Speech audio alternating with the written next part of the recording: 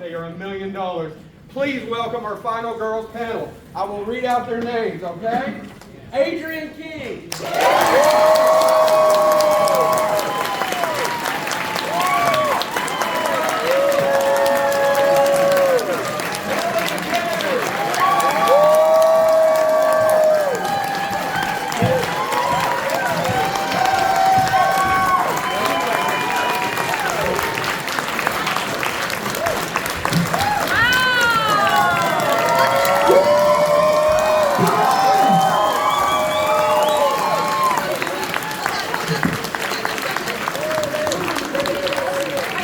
Ladies, well now shut the hell up, MC.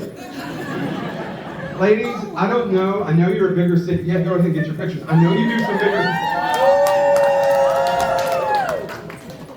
Is she still going?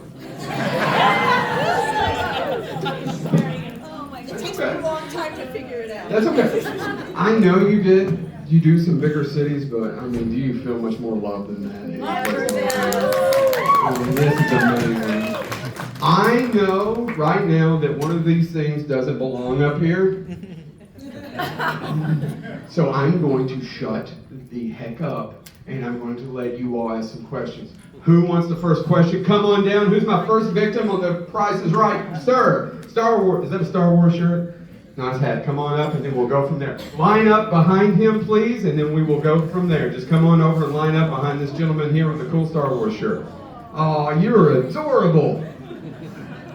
You are adorable too, sir. A lot of dudes getting in line. And you're very brave. Yes. You're very brave. Yes, sir. Go with your questions. Who had the hardest time surviving? Who had the hardest time surviving? That would be me.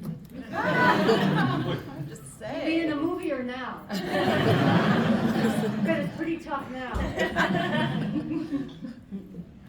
Anybody? No? Go ahead, Mine was Barb. easy, let's put it that way. I had no problems at all. I just played around with the twine to make you think I was, didn't have it together. Threw the rope on the door just because, I had nothing else to do. Yeah, it was fun. It was fun. No, I didn't have the best time, but it was tough, right? She's still having nightmares. I am, still to this day. No, I think that's what Final Girls are all about, though. It's got to be tough. Otherwise, there's nothing to fight and survive for, right? I think we all have our Yeah? battles. Yeah.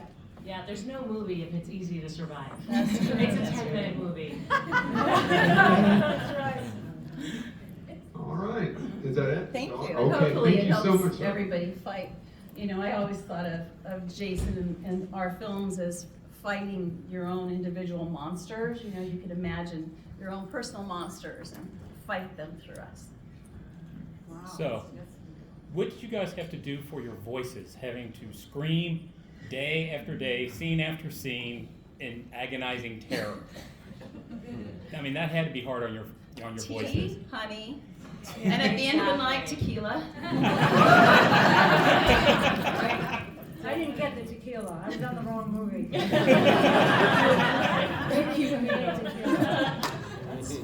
And I needed it.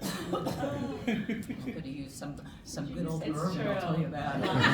Oh, we've got plenty of Lots of bourbon. tea. Cold I'm nights, sure we all bourbon. lost Yeah, our we voices did, at some yeah. point. Yeah. And it was always a cold night. Always I don't freezing. care if you're shooting in the summer. For some reason, it's freezing cold on at the night. night. So happy belated Friday the 13th. Hey. So one of the things I like to do is watch YouTube videos of people reacting, and it surprises me how many people still have not seen Friday the 13th, and they're watching it for the first time and reacting to it. They think that the first film is a twist, that it's Mrs. Voorhees, and it's not a twist. Jason didn't exist in 1980. But my question is, how do you feel about people still finding these movies? You're finding new audiences all the time. Yeah, or the fact that you get this much love when you walk Humbling. into the right room. It is. Humbling. Yes. Grateful, very grateful. We get to act and have, and someone said you enjoy conventions. I said, I love, because we work in a little black, box, so there's no one there, it's not an audience, it's not theater, so it's really nice to get to meet people. Yeah, I didn't know how popular it was at the time and how it was going to become so popular. So I'm very grateful coming to conventions, I get to see all the fans and they bring their children and there's new generations like you said, so it's been a real surprise. I'm very grateful. And thank you all for coming. Yes. We're very grateful. I want to add that for me especially, on the first one, we ran out of money quite a few times, as you all probably did? know. No, I didn't. Oh yes, we were a very low budget independent before it became big time. So, especially for me, I think it's incredibly humbling and so surreal, because when I left the beach 40 odd years ago, using film, we didn't know if we had a finished movie, but we knew we had no more money. And we only had 2 takes for that last shot. So the first one I fell out of camera range, and the second one was like, oh man, it's like everything is this moment, so. And it, obviously it worked, so that's a good thing, but especially for me to see all of you here. And like he said, I watched that girl, Ashley or whatever, watching the movie, and it cracks me up because she keeps on going, where's Jason? Where's Jason? And oh my God, she's so funny. And it's like, there's still more people to invite into our franchise, and it keeps on going. It has a life of its own. And dear God, please let the writer's strike be over soon, and so that we can have, Over actors, right? I mean, I'm sorry, actors. I know the She writers. lives in a very remote rural. I do. I didn't hear the news. Oregon rural. I have nacelles where I live still. But seriously, it's like Crystal Lake, the series. It's going to revitalize, and we're going to have a whole new generation of fans. Right. So let's knock on wood. Yeah. The actor strike is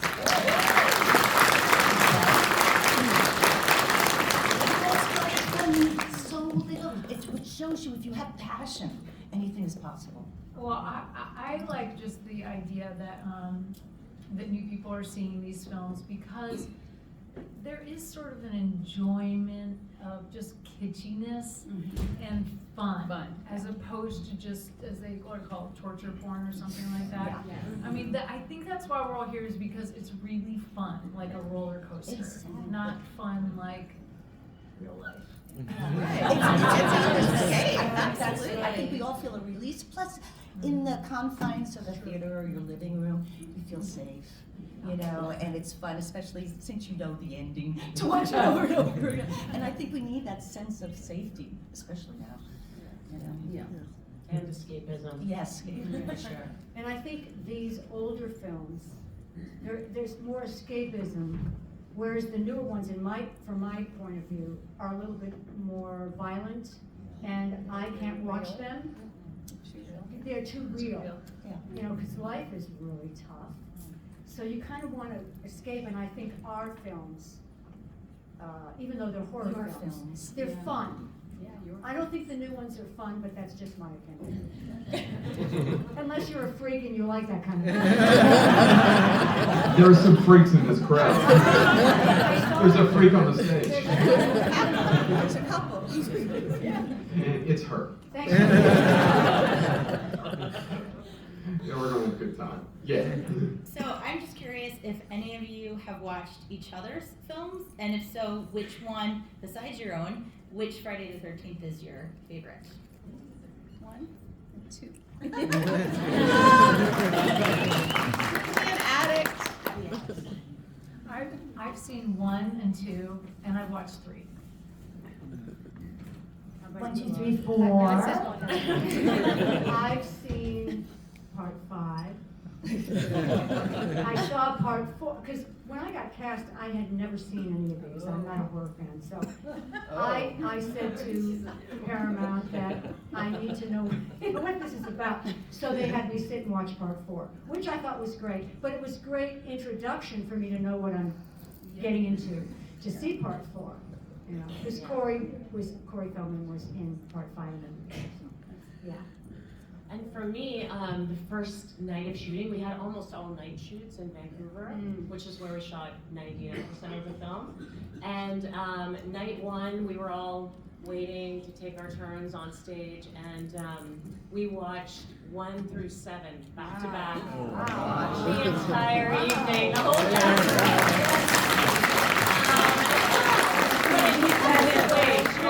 You know, that didn't have tequila on the set, so it We didn't either, it wasn't all all the night set. long. Oh, okay. Yeah.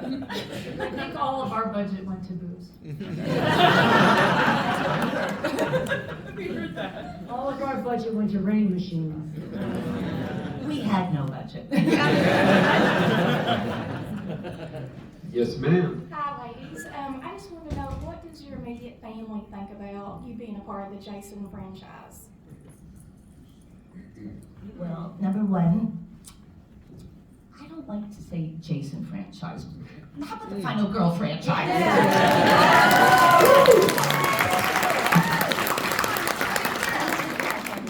Wonderful Final Girls. My mother helped sell the film, actually. Helped sell the film. Yeah, it's on the Bravo's 100 Scariest Moment. I'll tell you how. So we finished the film, like November or whatever, for the pickup shot at the hospital at the end. Because you all know that little thing was just added on at the last minute after they saw the jump scare worked. It was like, okay, now we need the sequel, right? So we did the little hospital shot. And then it took them, I think they did a really quick post, because needless to say, not a whole lot of money was And so they're screening it for the distributors to pick it up.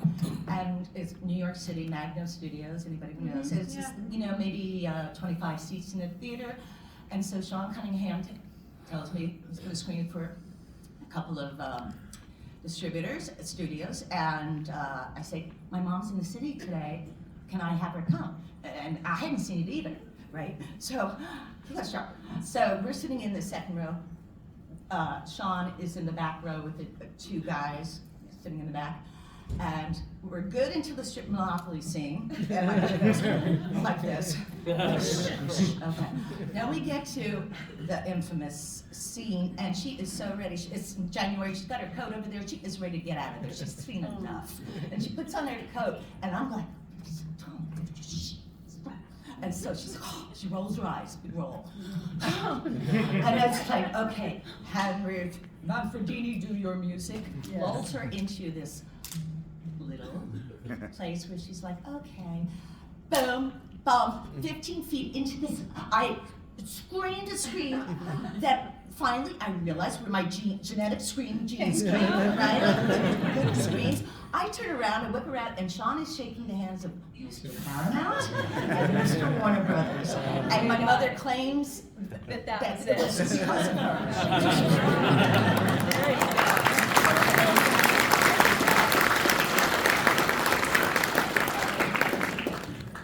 Okay. All right. Hi, ladies. How are you? It's a pleasure to meet you. I've watched every single Friday the 13th movie. I always wondered how the movies were brought up to you, like whenever you guys were casting. Like, how was that brought up to you guys? I've always wondered that. Like, whenever you guys were casting. It was just a regular audition day. Regular audition? You get a slip of paper or a coffin rage and go to an audition. And mine was called Birthday Bash to kind of hide the name. Yeah.